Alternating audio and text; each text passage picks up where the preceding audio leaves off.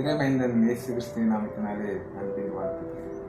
இன்றைக்கு நாம் என்ன பார்க்க போகிறோம் அப்படின்னா, ஆண்டவர் இயேசு கிறிஸ்து மாட்டுத்தோட்டத்தில் பிறந்தார். அவரை பார்க்கறதுக்காக தூதர்கள்லாம் வந்து ஆடிப்பாடி கொண்டாடினாங்க.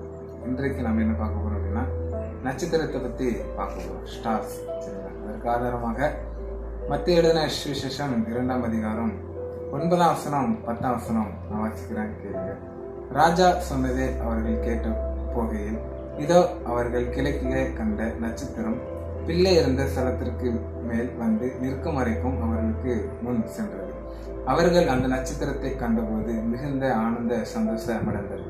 ஆண்டவர் இயேசு கிறிஸ்து பிறந்த அந்த நற்செய்தியை அந்த நட்சத்திரம் மூலமாக அங்கே உள்ள சாஸ்திரிகள் என்ன பண்றாங்க அப்படின்னா பார்க்கறதுக்கு போறாங்க. நட்சத்திரம் என்பது தேவனின் அடையாளமும் ஒரு வழிகாட்டியுமாக இருக்கிறது. இயேசு கிறிஸ்து எல்லா ஜாதிகளுக்கும் அந்நியர்களுக்கும் ஞானிகளுக்கும் கொடுக்கப்பட்ட ஒரு இரட்சகர் என்பதை இந்த நட்சத்திரம் நமக்கு காட்டுகிறது. தேடி வருகிறவரை கடவுள் ஒருபோதும் தள்ளுவதில்லை.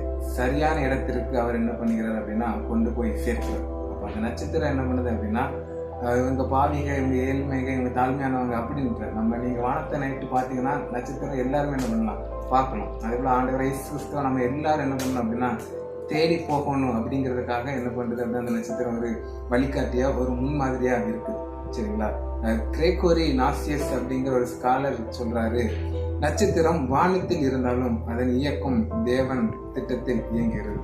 நட்சத்திரம் வானத்தில் இருந்தாலும் அதன் இயக்கம் தேவனின் திட்டத்தில் இருக்கிறது. அப்போ வானத்தில் இருக்கிற அந்த நட்சத்திரத்தையே ஆண்டவர் என்ன பண்றாரு அப்படின்னா இயக்கிறார். அப்படின்னா பூமியில வாழ்ற நம்மளையும் என்ன பண்ணிட்டு இருக்காரு, ஆண்டவர் இயேசு கிறிஸ்து இயக்கிட்டு இருக்காரு. அப்போ இந்த நட்சத்திரம் அந்த சாஸ்திரங்களை எப்படி வழிகாட்டி அவங்கள சரியான பாதையில கூட்டிட்டு வச்சோம், அதே போல நம்மளையும் அந்த நட்சத்திரத்தை போல நாமளும் என்ன பண்ணோம் அப்படின்னா ஆண்டவர் இயேசு கிறிஸ்துவ ஒரு வழிகாட்டிய மாதிரி ஒரு முன்மாதிரியா ஆண்டவர் இயேசு கிறிஸ்துக்கு நம்ம போகணும். அப்போ ஆண்டவர் அறியாத ஜனங்கள் அநேகம் இருப்பாங்க, அவங்களுக்குலாம் நம்ம முன்மாதிரியா இருக்கணும். ஆண்டவர் இயேசு கிறிஸ்து உண்மையான தேவன், அவர் தான் மெய்யான தேவன், அவர் தான் பாவிகளை ரட்சிக்க வந்த தேவன் என்று சொல்லி நாம அந்த இயேசு கிறிஸ்துவ முன்மாதிரியா வைத்து நாமளும் அவருக்கு முன்மாதிரியா வாழ்ந்து அநேகருக்கு சாட்சியாக ஒரு நட்சத்திரத்தை போல ஒரு வழிகாட்டியாக வாழும்போது இந்த கிறிஸ்துமஸ் நாட்களில் ஆண்டவர் இயேசு கிறிஸ்து எப்படி வந்து இந்த பூமிக்கு வந்தாரோ அதே போல நாம அநேகருக்கு வழிகாட்டியா இருக்கும்போது அவங்களும் அந்த ஆண்டவர் இயேசு கிறிஸ்து ஏற்றுக்கொள்வாங்க.